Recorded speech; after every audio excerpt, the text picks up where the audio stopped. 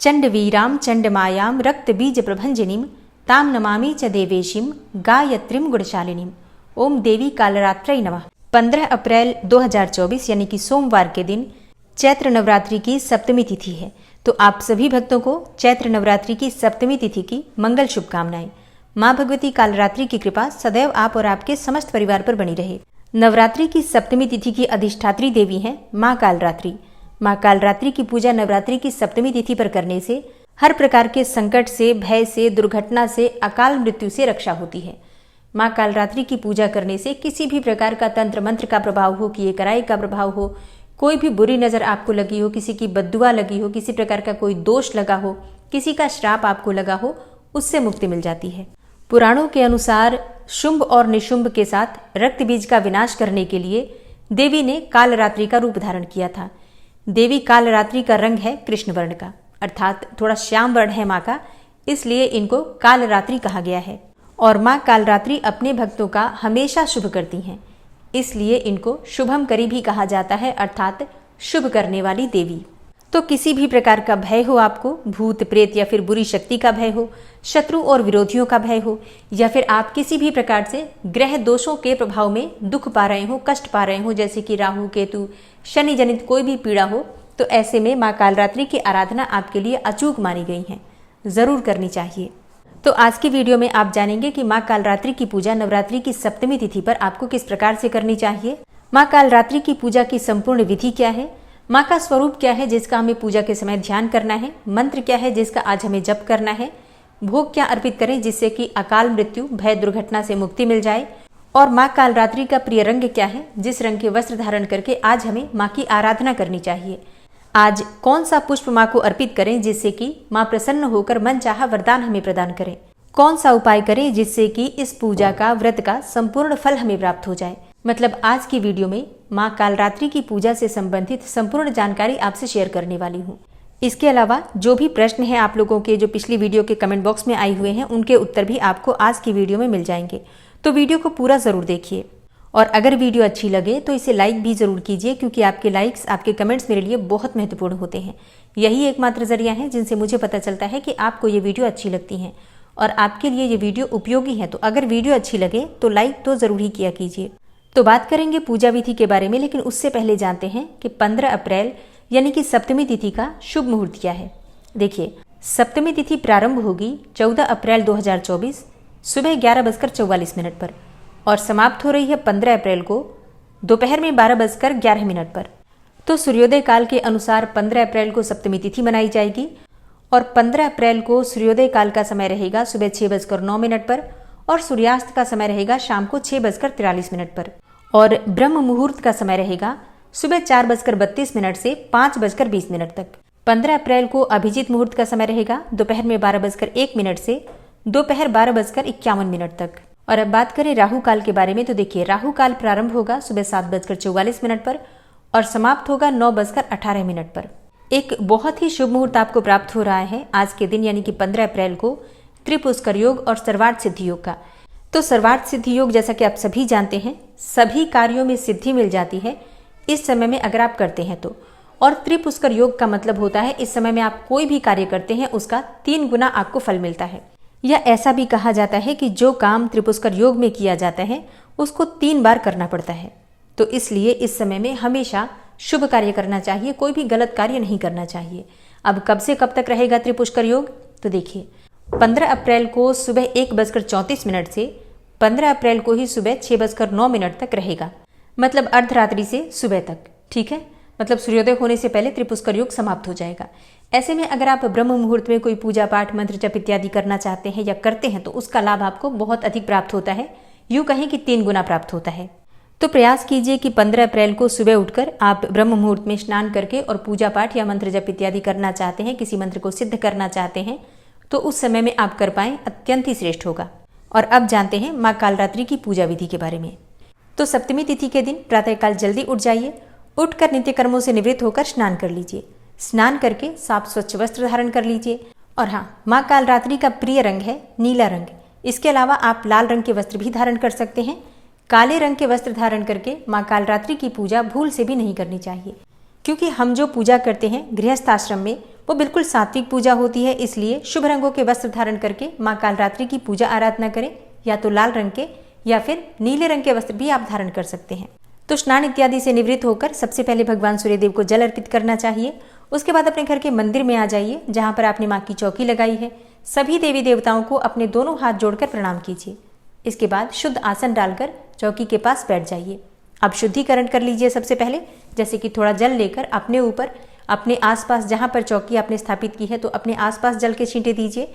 जो पूजा की सामग्री है सब पर जल के छींटे देकर पवित्रीकरण कर लीजिए। इसके बाद आप आचमनी कर सकते हैं चाहे तो, और बहुत से भक्त हैं जो कि आचमनी नहीं करते हैं, तो भी कोई बात नहीं, आप जल के छींटे अपने ऊपर देकर भी शुद्धिकरण कर सकते हैं। वैसे अगर आप आचमनी करते हैं तो कहा जाता है कि अंदर बाहर सब तरफ से शुद्धिकरण हो जाता है। अब सबसे पहले एक दीपक प्रज्वलित करना है आपको, कर्म साक्षी दीपक, शुद्ध घी का या फिर तिल तेल का। फिर इसके बाद आपकी पूजा प्रारंभ हो जाती है। आसन के नीचे थोड़ा सा जल डालकर और अपनी 2 उंगलियों से उठाकर अपने मस्तक पर लगा दीजिए। अब आप अपने आसन पर से तब तक नहीं उठ सकते हैं जब तक आपकी पूजा पूर्ण नहीं हो जाती है, इसलिए पूजा की सभी सामग्री एकत्र करके हमें पहले ही रख लेना चाहिए। धूप दीप प्रज्वलित करने के बाद जो भी विराजित हैं देवी देवता आपकी चौकी पर, उन सबकी पूजा कर लीजिए, जैसे कि भगवान गणपति की, कलश देवता की, षोडश मातृका, नवग्रह मंडल, ज्वारे आपने बो रखे हैं, अखंड दीपक प्रज्वलित कर रखा है। सबकी पंचोपचार विधि से धूप दीप अक्षत पुष्प और भोग इत्यादि अर्पित करके पूजा कर लीजिए। इसके बाद माँ कालरात्रि की पूजा आपको करना है। तो अपने हाथ में थोड़े से अक्षत ले लीजिए, एक पुष्प ले लीजिए और माँ कालरात्रि का ध्यान कीजिए। माँ कालरात्रि का स्वरूप क्या है जिसका आपको ध्यान करना है पूजा के समय? देखिए, माँ कालरात्रि का शरीर अंधकार की तरह काला है। माँ की श्वास से आग निकलती है। माँ के बाल बड़े और बिखरे हुए हैं। माँ के गले में पड़ी हुई माला बिजली की तरह चमकती है। माँ कालरात्रि के 4 हाथ 3 नेत्र हैं। एक हाथ में माता ने खड्ग अर्थात तलवार ले रखा है, दूसरे में लौह शस्त्र, तीसरा हाथ वर मुद्रा में और चौथा हाथ अभय मुद्रा में है। माँ के इसी स्वरूप का आपको ध्यान करना है और माँ कालरात्रि का ध्यान मंत्र है या देवी सर्वभूतेषु माँ कालरात्रि रूपेण संस्थिता नमस्तस्यै नमस्तस्यै नमस्तस्यै नमो नमः। इस मंत्र का उच्चारण करते हुए माँ का ध्यान कीजिए। फिर आपके हाथ में जो सामग्री है अक्षत और पुष्प माँ के चरणों में अर्पित कर दीजिए। इसके बाद विधि विधान से आपके पास जो भी सामग्री हो पंचोपचार विधि से, जैसे कि धूप दीप अक्षत पुष्प गंध इत्यादि, और भोग लगाकर माँ की पूजा कर सकते हैं या फिर षोडशोपचार विधि से भी पूजा कर सकते हैं। अच्छा, षोडशोपचार पूजा विधि अगर आप जानना चाहते हैं तो नवरात्रि की जो कलश स्थापना की वीडियो है उसमें षोडशोपचार पूजा विधि मैंने शेयर की थी। अगर आपने नहीं देखा है तो उसे देख लीजिए। इस वीडियो में बताऊंगी तो वीडियो बहुत लंबी हो जाएगी। तो सभी सामग्रियां जो आपके पास उपस्थित हैं उनसे माँ की पूजा आराधना करके माँ से प्रार्थना कीजिए। अच्छा, माँ का प्रिय पुष्प क्या है? गुलाब और गुड़हल का पुष्प। माँ को लाल पुष्प जैसे कि लाल गुलाब और लाल गुड़हल बहुत प्रिय है, तो जरूर अर्पित करना चाहिए। और नवरात्रि के 7वें दिन माँ को भोग अर्पित किया जाता है गुड़ का। गुड़ या फिर गुड़ से बनी हुई मिठाइयों का भोग आप लगा सकते हैं और इसके साथ ही जो भी ऋतुफल आपके पास उपलब्ध हो उनका भी भोग आप लगा सकते हैं। विधि विधान से माँ की पूजा कर लीजिए। माँ का बीज मंत्र है क्लीम ऐं श्रीम कालिकायै नमः। क्लीम ऐं श्रीम कालिकायै नमः। इस मंत्र का यथासंभव 11 बार, 21 बार, 108 बार जप कर सकते हैं। और फिर इसके बाद जिस प्रकार से आप प्रतिदिन पूजा करते हैं, जैसे कि अगर आप कोई मंत्र जप करते हैं प्रतिदिन या दुर्गा सप्तशती का पाठ करते हैं तो उस पाठ को या फिर उस मंत्र का जप कर सकते हैं। पहले हमें उस देवी के मंत्रों का जप करना चाहिए जिस स्वरूप की हम पूजा करते हैं। और हाँ, इसी समय आप चाहें तो कथा पढ़ सकते हैं या सुन सकते हैं, या फिर चाहें तो शाम को भी कथा पढ़ या फिर सुन सकते हैं। इसके बाद जब आपकी पूजा पूर्ण हो जाती है तो माँ की कपूर और लौंग से आरती कर लीजिए। आप चाहें तो शुद्ध घी के दीपक से भी आरती कर सकते हैं। और हाँ, माँ कालरात्रि की पूजा में कुछ विशेष उपाय अगर आप करते हैं तो इससे आपकी बहुत सारी परेशानियां समाप्त होती हैं। कौन से उपाय आप कर सकते हैं? देखिए, सबसे पहला उपाय है गुड़ का। माँ को गुड़ बहुत प्रिय है, जैसा मैंने पहले भी बताया। तो गुड़ आप थोड़ा अधिक मात्रा में अर्पित कीजिए, जैसे कि आप 1.25 किलो गुड़ अर्पित कर सकते हैं, चाहे तो 5.25 किलो अर्पित कर सकते हैं, या फिर 1.25 पाव जैसे कि 350 ग्राम गुड़ अर्पित कर सकते हैं।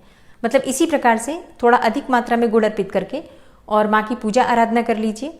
उसके बाद से आप इस गुड़ में से कुछ हिस्सा ब्राह्मण को दान कर दीजिए। मतलब लगभग आधा गुड़ ब्राह्मण को दान कर देना चाहिए और थोड़ा सा गुड़ अपने घर में भी रखिए, प्रसाद स्वरूप सभी सदस्य मिलकर ग्रहण कर सकते हैं। इससे क्या होगा? इससे अकाल मृत्यु और दुर्घटना से मुक्ति मिलती है। अगर आपके मन में हमेशा अकाल मृत्यु का भय बना रहता है या फिर दुर्घटना का भय बना रहता है या फिर बार बार आपके एक्सीडेंट्स होते रहते हैं, तो गुड़ अगर आप आज माँ कालरात्रि को अर्पित करके दान करते हैं ब्राह्मण को, तो इससे आपकी इन सभी समस्याओं से छुटकारा मिल जाता है। अगला उपाय है मन चाहा वरदान पाने का। देखिए, माँ कालरात्रि को रात रानी का पुष्प बहुत प्रिय है, तो अगर आपको रात रानी के पुष्प मिल जाते हैं या पुष्पों की माला मिल जाती है तो माँ को जरूर अर्पित कीजिए। इससे माँ बहुत प्रसन्न होती हैं और मन चाहा वरदान देती है। मतलब अगर आप कोई भी मनोकामना है मन में आपकी जो आप चाहते हैं कि बहुत जल्दी पूर्ण हो जाए, तो माँ कालरात्रि की पूजा रात रानी के पुष्पों से करनी चाहिए। तो जैसा कि माँ दुर्गा का सबसे शक्तिशाली स्वरूप माँ कालरात्रि को माना जाता है, तो हर प्रकार की कामनाएं माँ पूर्ण करती हैं। मतलब आपको अभय दान भी देती हैं, भय से भी मुक्ति मिलती है, रोग से भी मुक्ति मिलती है, और कोई भी आपकी कामना हो तो बहुत जल्दी पूर्ण हो जाती है, क्योंकि माँ कालरात्रि अपने भक्तों पर बहुत जल्दी प्रसन्न हो जाती हैं। तो विधि विधान से माँ कालरात्रि की पूजा कीजिए, मंत्रों का जप कीजिए और उपाय जरूर कीजिए। क्योंकि उपाय कोई महंगा नहीं है, गुड़ का उपाय है और गुड़ बहुत आसानी से सब जगह मिल जाता है। आप थोड़ा सा गुड़ सुबह या फिर शाम को अर्पित कर सकते हैं। मतलब अगर आप सुबह पूजा कर रहे हैं तो सुबह भी अर्पित कर सकते हैं, सुबह नहीं कर पाते हैं तो शाम को भी अर्पित कर सकते हैं, और चढ़ाकर ब्राह्मण को दान कर दीजिए। दान ब्राह्मण को ही करना है, इस बात का ध्यान रखिए। तो दोस्तों, ये है आज की वीडियो। उम्मीद करती हूँ आपके लिए उपयोगी होगी। अष्टमी, नवमी और दुर्गा विसर्जन कब है, कलश विसर्जन कब किया जाएगा, व्रत का पारण कब करना है, अगर आप इस बारे में जानना चाहते हैं तो चैनल पर वीडियो अपलोड हो चुकी है, ज़रूर देख लीजिए। और हाँ, माँ कालरात्रि की कथा और आरती की वीडियो आपको कल सुबह मिल जाएगी या फिर शाम को भी मिल जाएगी। अगर मुझे समय मिला तो शाम को अपलोड कर दूंगी, नहीं तो आप लोग सुबह देख लीजिएगा। मिलती हूँ मैं आपसे अगली वीडियो में, तब तक के लिए नमस्कार।